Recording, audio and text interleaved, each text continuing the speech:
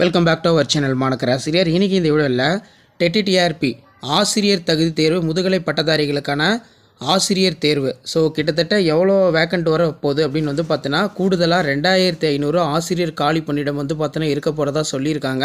So அதன் அடிப்படையில் சற்றுமுன்பு கிடைத்த மிக முக்கியமான அப்டேட்டு, இப்போ ஆசிரியர்களோட காலி பணியிடம் அதிகமாக இருந்தோம், இன்னும் போஸ்டிங் வந்து பார்த்திங்கன்னா போடாமல் இருக்காங்க.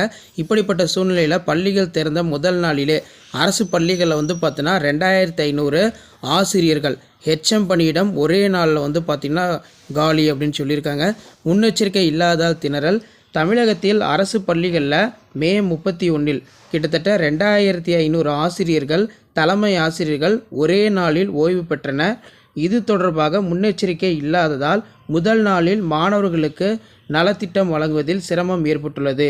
கோடை விடுமுறைக்கு பின் நேற்றைய தினம் பள்ளிகள் திறக்கப்பட்டுள்ளது. ஒவ்வொரு ஆண்டும் அரசு பள்ளிகளில் முதல் நாளே புத்தகம், நோட்டு உள்ளிட்ட அனைத்து நலத்திட்டங்களும் மாணவர்களுக்கு வழங்க கல்வித்துறை உத்தரவிட்டது. நேற்று அதற்கான பணிகளில் ஆசிரியர்கள், அலுவலர்கள் ஈடுபட்டுள்ளனர். ஆனால் சில பள்ளிகளில் ஆசிரியர்கள் பற்றாக்குறை ஏற்பட்டது. இதற்கு காரணம் மே 31 மாநில அளவில் 2500 ஆசிரியர்கள், தலைமை ஆசிரியர்கள் பணி ஓய்வு பெற்றதுதான். ஏற்கனவே 700க்கும் மேற்பட்ட உயர்நிலை பள்ளிகளில் தலைமை ஆசிரியர் பணியிடங்கள் காலியாக உள்ளன. இதையடுத்து மேலும் 350 மேல்நிலை தலைமை ஆசிரியர்கள் உள்ளிட்ட இடைநிலை பட்டதாரி ஆசிரியர்கள் என ஒரே நாளில் 2500 பேர் ஓய்வு பெற்றிருக்காங்க, ரிட்டையர் ஆகியிருக்காங்க.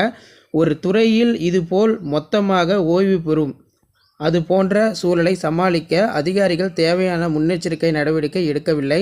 ஆசிரியர்கள் என்ன சொல்லியிருக்காங்கன்னா, ஓய்வு பெற்றோர் பட்டியலில் 1000க்கும் மேற்பட்ட இடைநிலை பட்டதாரி ஆசிரியர்கள் உள்ளனர். குறிப்பாக தொடக்கப் பள்ளிகளில் மாணவர்களுக்கு நலத்திட்டம் வழங்குவதில் சிரமம் ஏற்பட்டுள்ளது. மதுரையில் 45 பட்டதாரி ஆசிரியர்கள் காலி பணியிடம் ஏற்பட்டுள்ளது.